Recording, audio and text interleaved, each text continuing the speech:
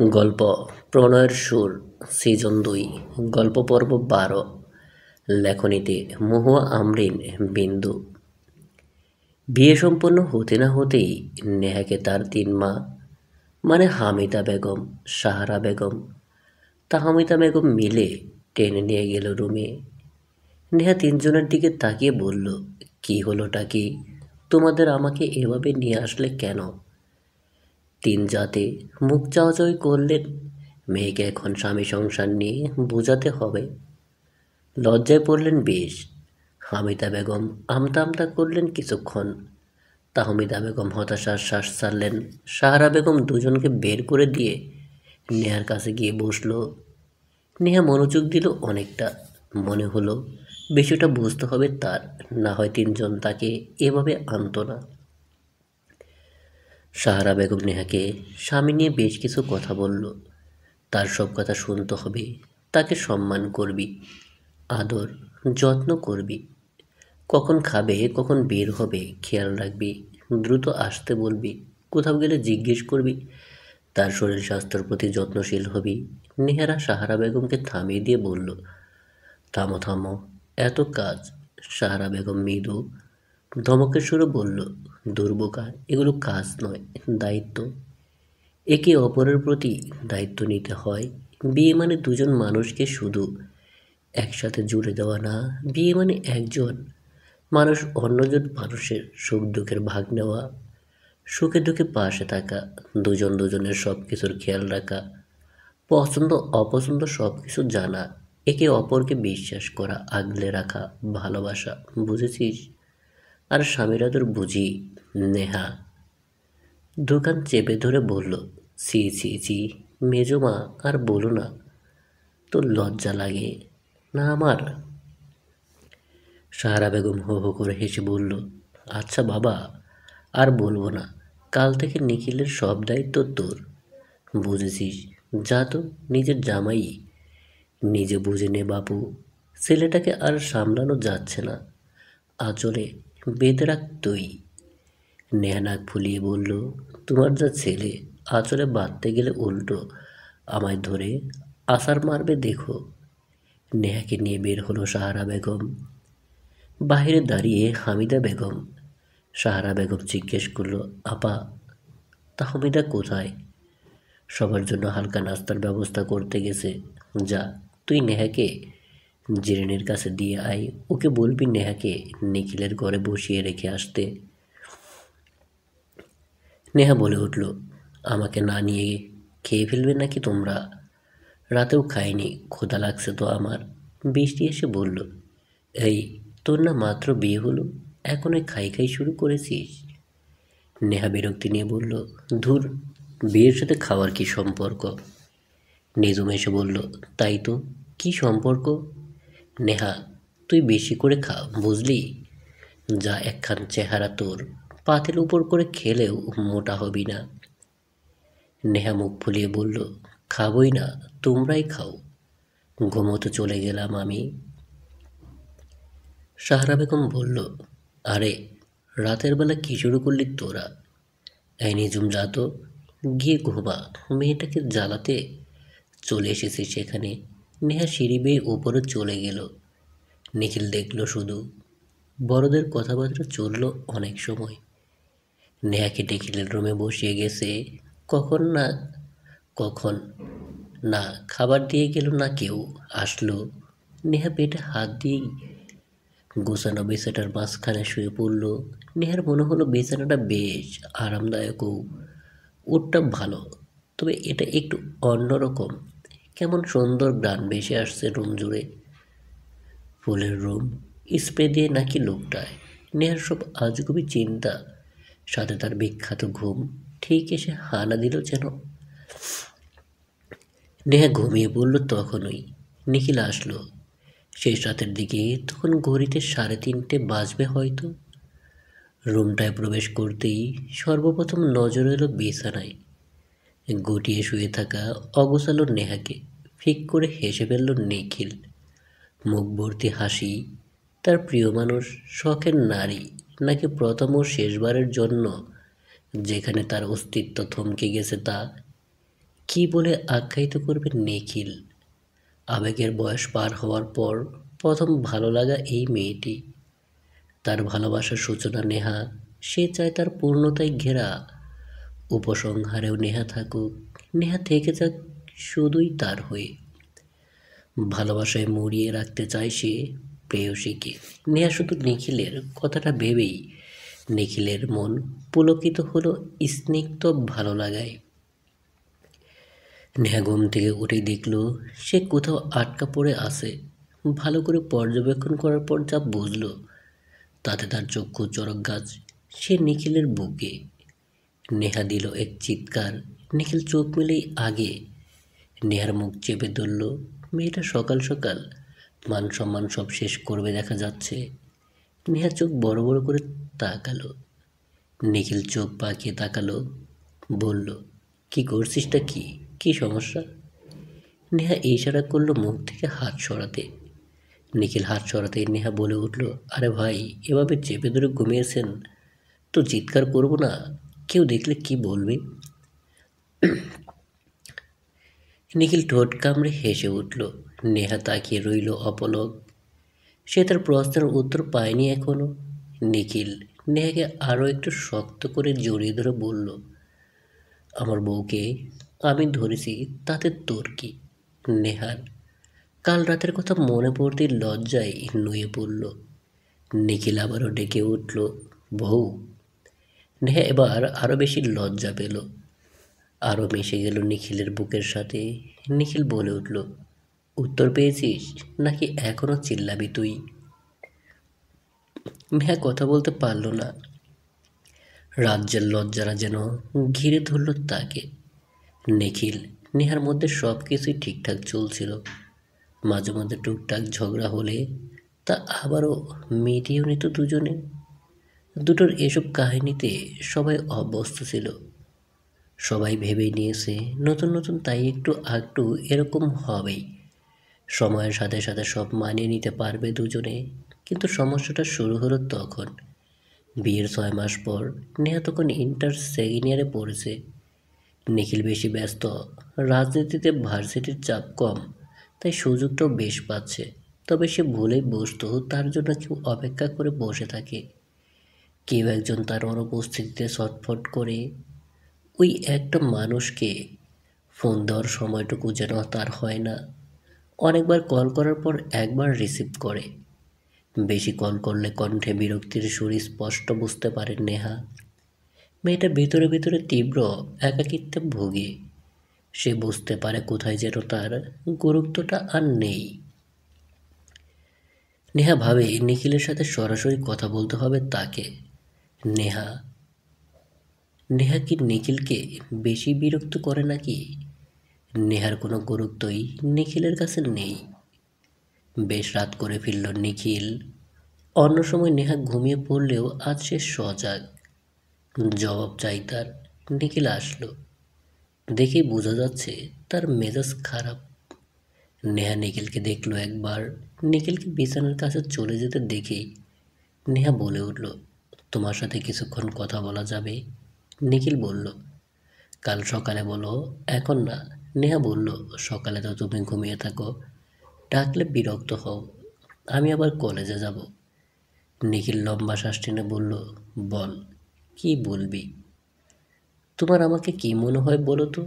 মানে, আমি কি তোমাকে বেশি বিরক্তি করি? আমাকে কি তুমি নিজের জীবনে বোঝা মনে করো? নিখিল গম্ভীর কণ্ঠে বলল, রাতের বেলায় ফালতু প্রশ্ন করার কি মানে নেহা? এতগুলো ফোন দিয়েছিস, একবার বলেছি ফোন দিবি না? কাজে থাকি আমি।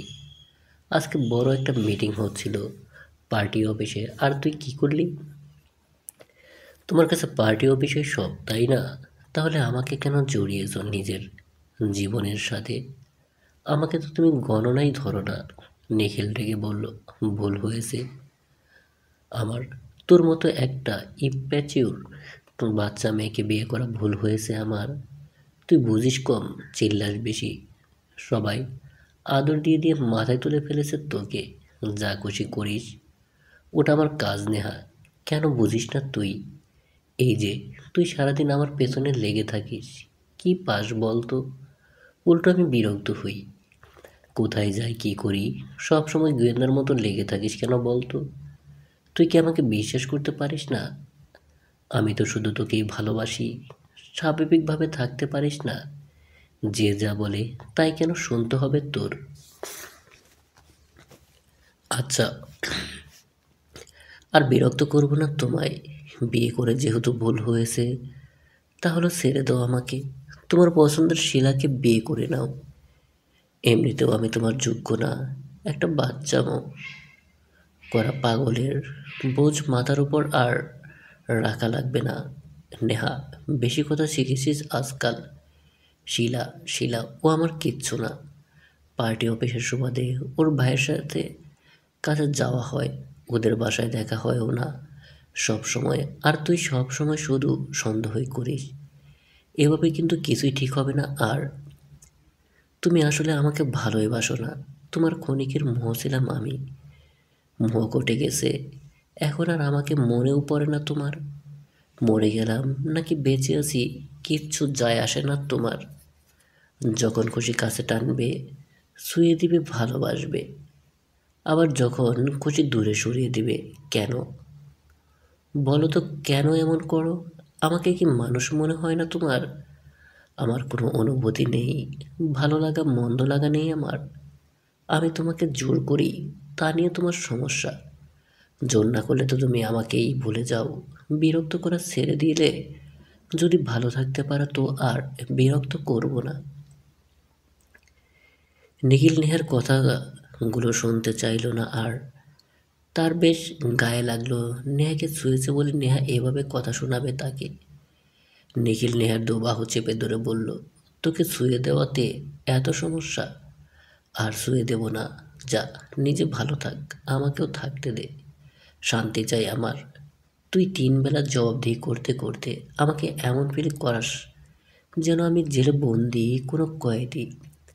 এসব আর ভালো লাগছে না আমার নেহা। তোকে নিয়ে কোথাও যেতে পারি না আমি।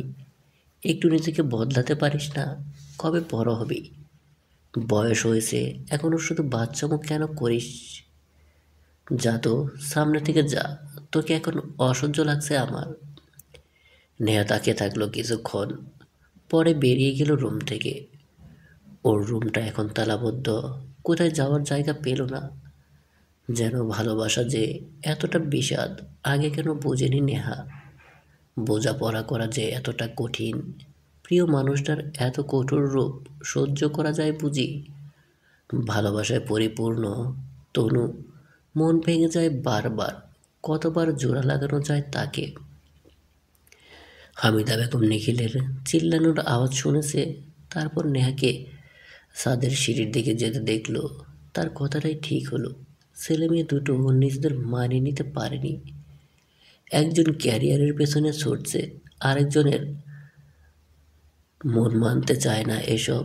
সে তো আবেগী আহ্লাদী মেয়েটা কত কষ্টে আছে। কি করে ঠিক করবেন এসব?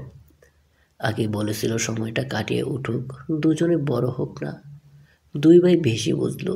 নিখিল নাকি ঘরমুখে হবে বিয়ে করলে। মাঝখান থেকে মেয়েটা কষ্ট পাচ্ছে।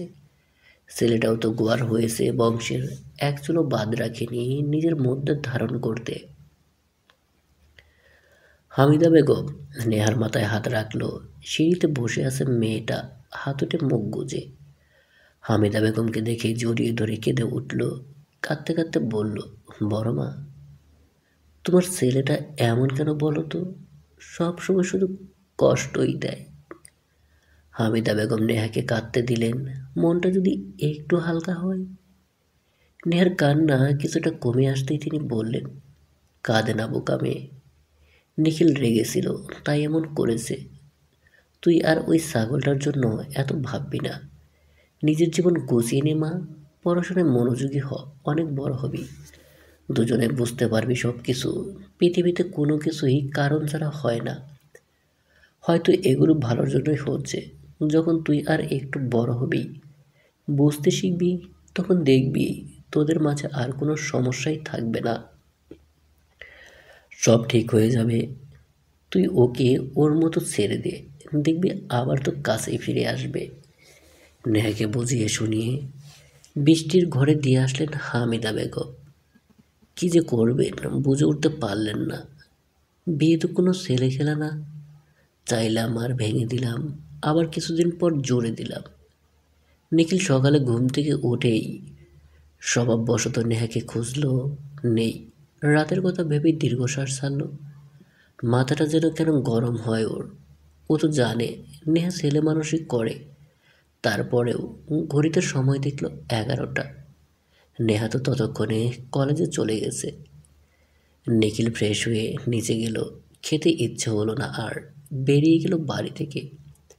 বৃষ্টি আর নেহা হাঁটছে রাস্তা দিয়ে। বৃষ্টি অনেক কথা বলছে, শুধু নেহা চুপচাপ। বৃষ্টি জিজ্ঞেস করলো, আমার রুমে আসলে যে রাতে? তোর ভাইয়া আসেনি, একা ঘুমাতে বিরক্ত লাগছিল, তাই তোর রুমে গিয়েছিলাম। আচ্ছা শোন, সামনে তো পরীক্ষা, আমার এখনও অনেক পড়া বাকি, কিছু হেল্প করিস তো। দুজনে বাড়ি ফিরলো রোদ মাথায় নিয়ে।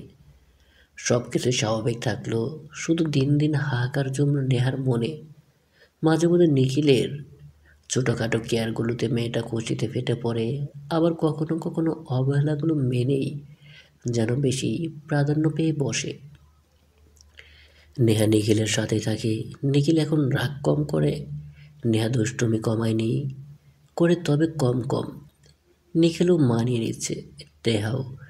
নেহা অল্পতেই সব ভুলে যেত। নিখিল অল্প আদরে যত্নেই গলে জল হয়ে যেত।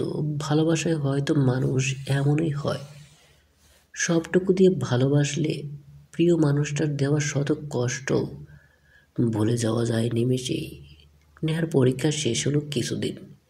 নিখিল ইদানিং বেশি ব্যস্ত। সাব্বিরও মাঝে মধ্যে আসে। তার থেকেই খবর পায় নেহা সাব্বিরের বাবার বিপক্ষে নাকি দাঁড়াবে সোহেল। এ কথা শোনার পর নিখিল বেশি চিন্তিত।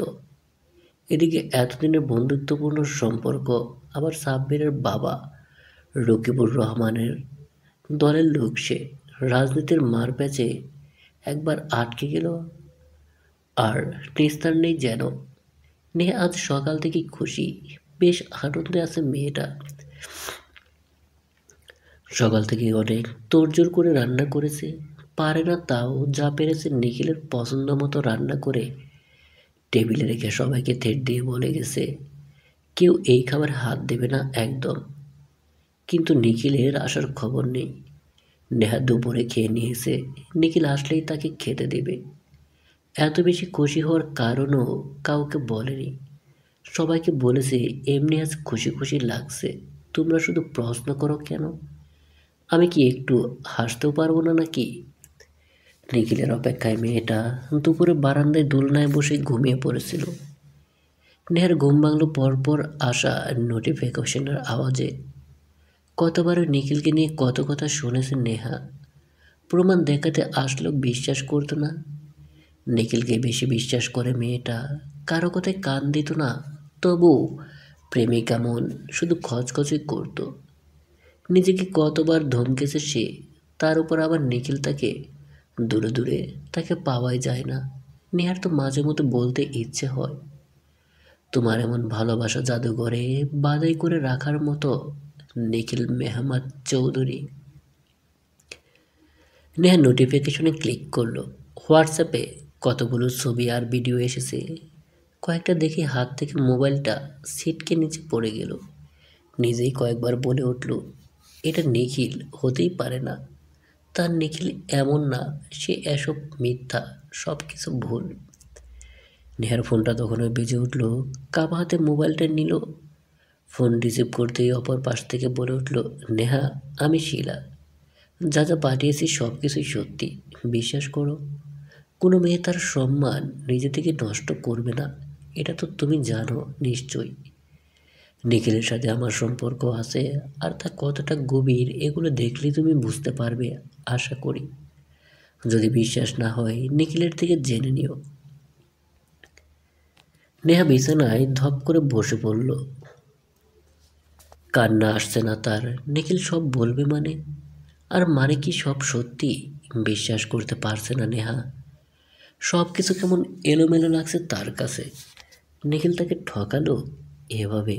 না না না, এসব কিছু মিথ্যা। নিখিল বলবে এসব মিথ্যা, কিছুই আসল নয়।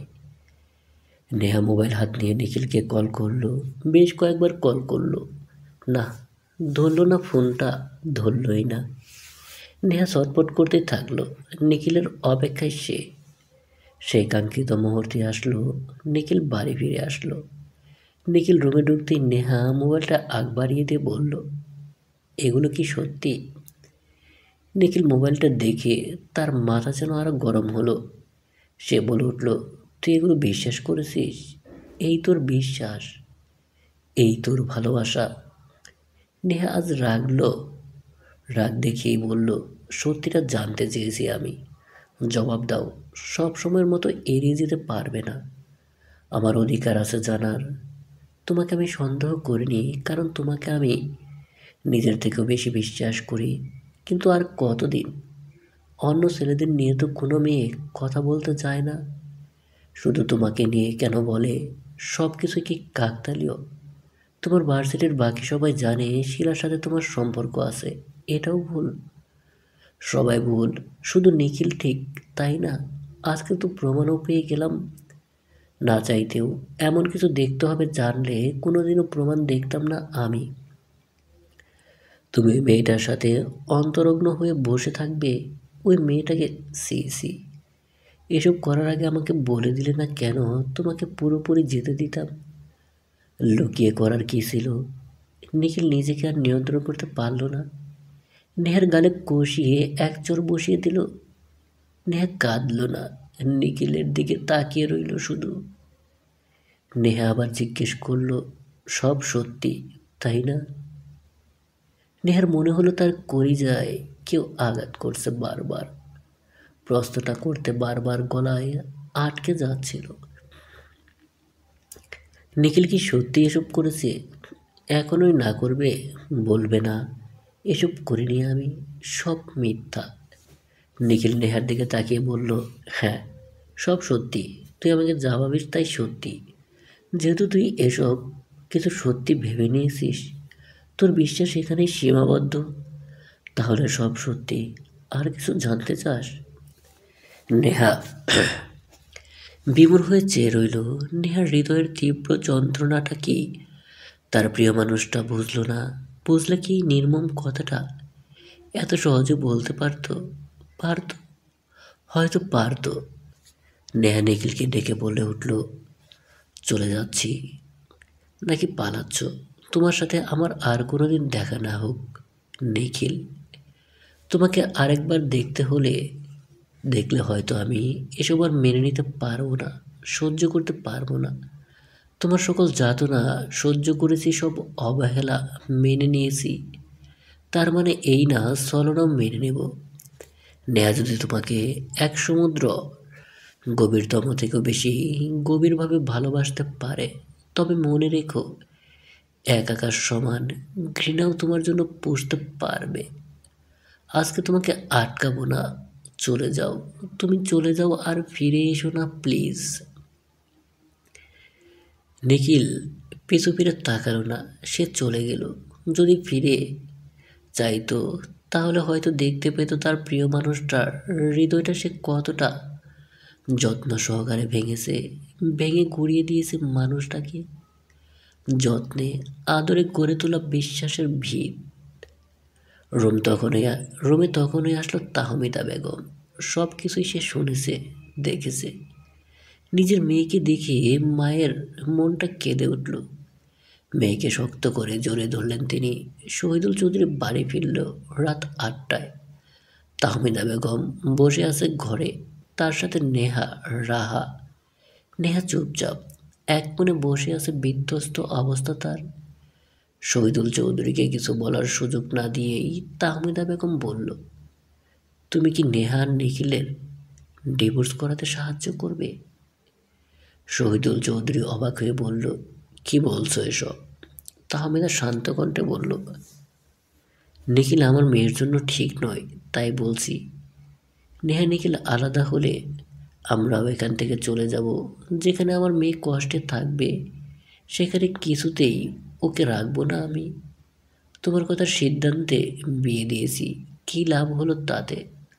উল্টো প্রতিটা দিন আমার মেয়ে কষ্টে থাকে। মা হয়ে এসব মেনে নিতে পারবো না আমি। পাগল হয়েছে তাহমিদা? মেয়ের সংসার, আমাদের পরিবার ভাঙার কথা বলছো তুমি? মেয়েকে বোঝাও, মেনে নিতে বলো। নিখিল ভালো ছেলে, নেহা তো খারাপ নেই, ভালোই তো আছে। তুমি কি আমার কথা বুঝতে পারছো না? নেহা ভালো থাকলে কি ওকে আমি দূরে নিয়ে যাওয়ার কথা বলতাম? আচ্ছা, আমার মুখের কথা বিশ্বাস করতে হবে না। নেহাকে জিজ্ঞেস করো নেহা কি চায়। নেহা বলে উঠল, আমি এখানে থাকতে চাই না বাবা, আমি নিখিলের সাথেও থাকতে চাই না, আমি শান্তি চাই। শহীদুল চৌধুরী বলে উঠল, নেহা, বাচ্চাদের মতো কথা বলবে না। নিখিলের সাথে চাও না মানে? সংসার কি চাইলেই ভাঙা যায়? উল্টো পাল্টো কথা বলবে না। নিখিল একটু রাগী, তাই বলে কি তুমি মানিয়ে নিতে চাইবে না? চেষ্টাটুকু করবে না? পরিবার ভাঙার কথা বলছো তুমি, বলবেই তো। সবাই তোমাকে আদর দিয়েছে বেশি, শখ আহ্লাদ কি পূরণ করিনি তোমার? এখন তুমি ওই পরিবারটাকে ভাঙতে চাচ্ছ কেন? তাহমিদা বেগম চেঁচিয়ে বলে উঠল, তোমার পরিবার? কে? কারা তোমার পরিবার? আমাদের চোখে পড়ছে না তোমার? আমরা তোমার কেউ নই? আমাদের প্রতি দায়িত্ব নেই? মেয়েকে মানিয়ে নিতে বলছো কারণ ছেলেটা তোমার ভাইপো। অন্য ছেলে তোমার মেয়ের সাথে খারাপ কিছু করলে মেনে নিতে, তোমার বোনের সাথে করলে মানতে পারবে? পারবে কেন? তোমাকে আমার চেনা আছে, ভিতর ডিম একটা। তোমাকে দরকার নেই। আমার মেয়েকে আমি একাই সামলে নেব। তুমি থাকো তোমার পরিবার নিয়ে। না বুঝে কথা বলবে না একদম। কখন বললাম তোমরা কেউ না? শুধু বলেছি পরিবারের বাকিদের সাথে মানিয়ে নিতে। তোমার মেয়েকে এত কিছু শেখাওনি? হয়েছে একটা, এখন সংসার করতে চায় না, তুমিও তার সাথে তাল মেলাচ্ছ। পারলে গিয়ে দেখাও অন্য কোথাও। কখন তো বাহিরের জগৎ দেখনি তোমরা। যাও, দুনিয়া চিনে আসো, আটকাবো না। তাহমিদা বেগম স্বামীর দিকে চেয়ে রইল। এভাবে বলতে পারলো? নেহা বলে উঠল, মানুষ চিনতে পেরে গেছি বাবা, দুনিয়াও চিনে নেব। নেহা বেরিয়ে গেল ঘর থেকে। তাহমিদা বেগম সাথে রাহাও। খাওয়া দাওয়া হয়নি এখনো কারো, যে যার রুমে কাজে ব্যস্ত। তাহমিদা বেগম দুই মেয়ের হাত ধরে বলল, আমার সাথে যাবি দুজন, না চাইলে এখানে থাকতে পারিস। যে মানুষটার জন্য এখানে এতদিন থাকলাম, সে আজ আমাকে বেছে নেয়নি, আমার কথাটার গুরুত্ব দেয়নি। সন্তানের বিপদে যে বাবার মন কাঁদেনি, সে বাবার কাছে তোদের রেখে যেতে চাই না আমি। যদি চাস থাকতে পারিস, আমার সাথে আয়। খেতে দিতে না পারি, কথা দিচ্ছি কষ্টে রাখবো না। নেহা রাহাকে নিয়ে বেরিয়ে বেরিয়ে এক কাপড়ে এতদিনের মায়া, এতদিনের কাটিয়ে তোলা মতশক্তি হয়তো একজন মায়ের শক্তির কাছে ফিকে হয়ে পড়ে যায়। নিখিল বসে আছে, রাহাত, মিহির, সাহিল আর সামনে বসা। নিখিলের থেকে সব কথা শুনে মিহির বিরক্ত হয়ে বলল, তুই আসলে একটা রাম ছাগল। কি করে এসেছিস এসব? নেহার জায়গায় যদি তুই থাকতি, এরকম কোনো ছবি দেখলে কি বলতি তুই? তুই মেয়েটাকে বোঝানোর বদলে উল্টো বলে এসেছিস সব সত্যি। তুই আসলে ওর কদর করতে পারিসনি, সহজে পেয়ে গেছিস, ভেবেছিস যা খুশি করবি। মেয়েটার উপর দিয়ে কি গেল একবার ভেবেছিস? এই যে তুই ওকে ইগনোর করিস, যা খুশি করিস। ও কোনো ও কেন এসব মেনে নেয়? কারণ ও তোকে ভালোবাসে। তুই কি যেন বলিস? তুই নেহাকে ভালোবাসিস? আমার মনে হয় তুই ওকে ভালোবাসা তো দূর, মানুষই মনে করিস না। রাহাত বলে উঠল, আরে থাম না ভাই, সা- সমাধান করবি কি? কিভাবে ওইটা ভাব। সাহিল বলে উঠল, কি সাইপাস সমাধান করবে? নেহা ওকে আর বিশ্বাস করবে নাকি? 2 দিন পর পর শুধু ঝামেলা করে মেয়েটার সাথে। থাকতে মূল্য দেয় না, থাকতে মূল্য দে, না হয় হারিয়ে গেলে বুঝবি তুই। নিখিল বলে উঠল, আমার ভুল হয়ে গেছে, মাথা গরম ছিল।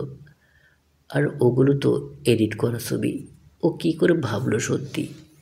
মেহের বলল, তুই হলে কি ভাবতি? নিখিল চুপ হয়ে গেল। নেহাকে আজ ও চর মেরেছে, মেয়েটা কতটা কষ্ট পেয়েছে ও সবসময় শুধু নেহাকে কষ্টই দিয়েছে, না চাইতেও। নিখিল নিজের চুল টেনে ধরল, দু হাতে নিজেকে। খুব অসহ্য লাগছে এখন। পরবর্তীতে নিজেকে বোঝ দিয়ে বলল, না না, আমার নেহা আমাকে বুঝবে। ওর কাছে আজই ক্ষমা চাইতে হবে। নিখিল উঠে দাঁড়ালো। রাহাত বলল, কই যাস? বাড়িতে নেহার কাছে মাপ চাইতে। তিনজন আর ওকে আটকালো না। নিখিল বাড়ি ফিরল। দ্রুত সব জায়গায় নেহাকে খুঁজলো। বসার ঘরে সবাইকে বসতে থাকতে দেখে সেখানে কেউ জিজ্ঞেস করলো, জবাব দিল না কেউ। এর মধ্যে শাহ আলম চৌধুরী এসে নিখিলের গালে একটা থাপ্পড় বসিয়ে দিল। পরপর 3-4টা মারল। আজকেও আটকালো না। নিখিল সবার মুখের দিকে তাকিয়ে আছে। নিখিল জিজ্ঞেস করলো, নেহা কোথায়? হামিদা বেগম বলল, বাড়ি ছেড়ে চলে গেছে। নিখিল জিজ্ঞেস করলো, কোথায়? শহীদুল চৌধুরী বলল, রাগ হয়েছে চলে গেছে, আবার রাগ করলে চলে আসবে। মেয়েটা একটু বেশি বোঝে নিখিলকে। কেউ কিছু বলবে না। আর তাহমিদাও মেয়ের হয়ে কথা বলল, ওদের খোঁজ করবে না। আর ওদের খোঁজ করবে না আর কেউ। হামিদ বেগম বলল, কি বলছেন এসব ভাই? রাতের বেলা কোথায় গেল? তিনজন চিন্তার বিষয় তো। নিখিল বলে উঠল, নেয়ার কোনো দোষ নেই। সে যব সব দোষ আমার। আমি ওর গায়ে হাত তুলেছি। হামিদা বেগম তেতে উঠে বললেন, ছি, তোর মতো ছেলে কি করে পেটে ধরেছি আমি? জন্মের আগে মরে গেলি না কেন তুই? ওই ফুলের মতো মেয়েটাকে মারার আগে হাত কাঁপলো না তোর? আমাকে কোনোদিন আর মা ডাকবি না তুই। বর্তমান যেদিন দীর্ঘ শ্বাস ছেড়ে বলল, তারপর বাড়িতে অশান্তি হলো। ভাইয়া রাজনীতি ছেড়ে দিল। নেহাকে খুঁজলো সব জায়গায়। নেহা মামার কাছে টানা 2 বছর গিয়েছে। নেহা কোথায় তা জানার জন্য লোকটি বলল না। তিনি জানতো, তারপরও বলেনি। ভাইয়াকে নেহার শূন্যতা রোজ রোজ করে করে খেতে। ভাইয়া নেহার জন্য কতটা ছটফট করেছে তা আমরা দেখেছি। ভাইয়া নেহা থাকতে তাকে মূল্য দেয়নি। হারিয়ে যাওয়ার পর বুঝেছে কি হারিয়েছে সে। যে পরিবার ভাঙার ভয়ে ওই দিন সেজ মায়ের কথায় গুরুত্ব দেয়নি। দেখ, আমাদের সেই পরিবার আজও ভাঙা শুধু 3জন মানুষের অনুপস্থিতিতে। দোষটা আসলে এক পক্ষের না, দুজনেরই। নেহাও অবুঝ ছিল, তবে ভাইয়ের দোষটা বেশি এখানে। তাকে মেয়েটা বুঝতে চাইলেও ভাইয়া বুঝতে চায়নি নেহাকে। তাই আজ এত কিছু হচ্ছে। জানি না এসব কবে ঠিক হবে। বাকি ভাই বোনরাও চুপসে গেল। পিনপতন নীরবতা চলল বেশ কিছুক্ষণ। ফজর আজান পড়ল বলে আবারও সবাই নতুন এক সকালের অপেক্ষায় চলবে। প্রিয় দর্শক, গল্পটা কেমন লাগলো তা অবশ্যই কমেন্ট করে জানাবেন। গল্পটা ভালো লাগলে চ্যানেলটা সাবস্ক্রাইব করে সাথেই থাকবেন। ধন্যবাদ সকলকে। ভালো থাকবেন, সুস্থ থাকবেন। আল্লাহ হাফেজ।